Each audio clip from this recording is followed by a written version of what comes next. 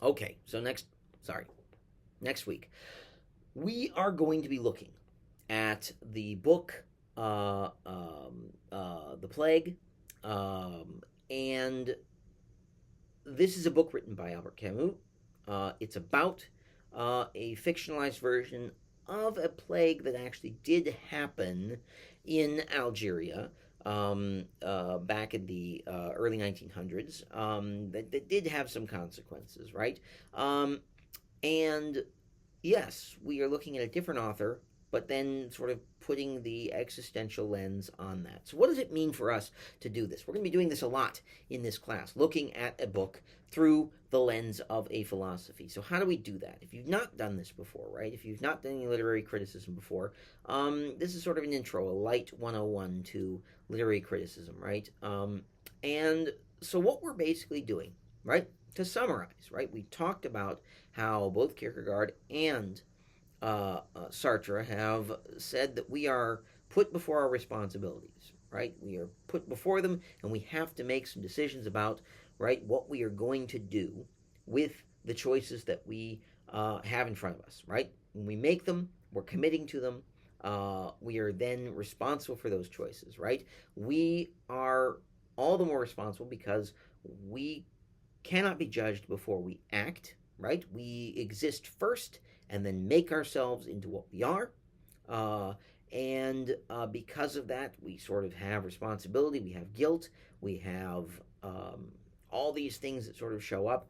For Kierkegaard, we dive into religion in order to sort of deal with the crushing weight of despair. For Sartre, muscle your way through it, right? You have to be comfortable with the fact that we're people, and we, you know, and we do things all of our lives, and we just have to have the fortitude to say, yes, we've made these decisions, right? Our lives are our own, right? So when we apply this lens to a book, right, what are we doing? Well, one of the things we are not doing is we are not simply saying, right, that this book is an example of existentialism. That's not what we're doing. We're never going to say, well, this book is just, an example of, what is absurd. What we are doing is we're looking at the theories that we've looked at, this idea of existence, responsibility, etc. And we're doing two different things when we look at a book. We are, one, maybe considering a character and saying, as somebody who is looking at the world through this existential system, existence precedes essence, responsibility is necessary for all people, right? Actions can be judged based on whether or not somebody really believes that, they're making decisions that are universally applicable, right? We can look at somebody and say, because we are coming at it from that point of view, if we apply those viewpoints to a character, how would I judge that person? How do I see that person, through this lens?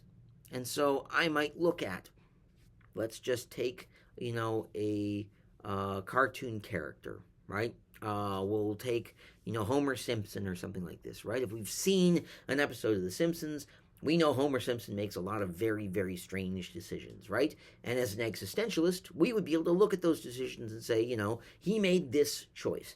Does it seem, from my point of view, that, if everybody else made this choice, well, the world would be chaotic. That's a bad decision, and we can judge him for that. Or we can say, well, he honestly really believed in the thing that he was doing, right? It may have been a bad decision, but he was acting in right faith. He really went out there and tried to go for it. Now, it was a bad decision, but, right, the reasons he was doing it, we understand where he was going with them, right?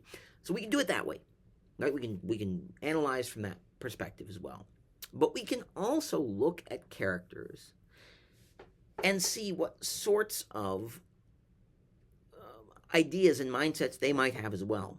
Is what they are doing somewhat existentialist, representative of an absurdist philosophy? Is it representative of, right? Are these people good metaphors for the things that we have been studying, right? I want us to do both of those as we're reading through these books, right? Why did we choose Camus? Why did we choose The Plague? Primarily because, right, like I said, a book is not necessarily just, right, an example of its author's philosophies, right? We can look at lots of different books and apply different philosophies to lots of different works. The reason I like existentialism and Sartrean existentialism specifically, right, to look at The Plague is because there are lots of people making a lot of very complex decisions that, from our philosophical point of view, is going to be very interesting, right, to look at and analyze. The characters in there that are sort of seen as antagonists, why are they making the decisions they're making? Can we identify what their mindset is? And then, if we apply our lens of existentialism to them, do we have a way of sort of judging the things that they've done, right? Do we have a way of saying this person was acting always purely in selfish fashions and did not expect the rest of the world to get the same things that they were getting, right? This person wanted to be a unique person who didn't have to play by the rules that everybody else was playing by. We, as an existentialist, right, group, are going to look at this and say, no, this seems like bad, more than just selfishness. It seems like it's anti-philosophical for this, right? So that's what I want us to do, right? I want us to start considering that now. You know the book that you've got to get, right? We're going to be looking at The Plague, Albert Camus, right? We're reading through about the first half of the book. And so I suggest, right, that once you feel pretty comfortable, you've wrapped up this week, you've looked at all of your discussions, you've gone back and sort of looked and seen what are other people talking about on the discussion boards, right? What have the conversations or the posts sort of been like, right? Where are you, right? You feel good? If you feel good, then start reading, right? The Plague, I think, is an interesting book. I think it moves along pretty well. And so I think it's a good first book to start with, and it's going to be something that I'm interested to see where the discussions kind of go. So, there you go. That's really that's the crux of what I wanted to talk about this week. There may be a couple of additional bits and pieces that I sort of post about and write about a little bit, but for the most part, we're kind of easing into everything, right? If we've taken last week and this week and sort of put the two together, then I think we're ready to begin next week, really looking at our first bits of literature. So, all right. I will see you all very soon.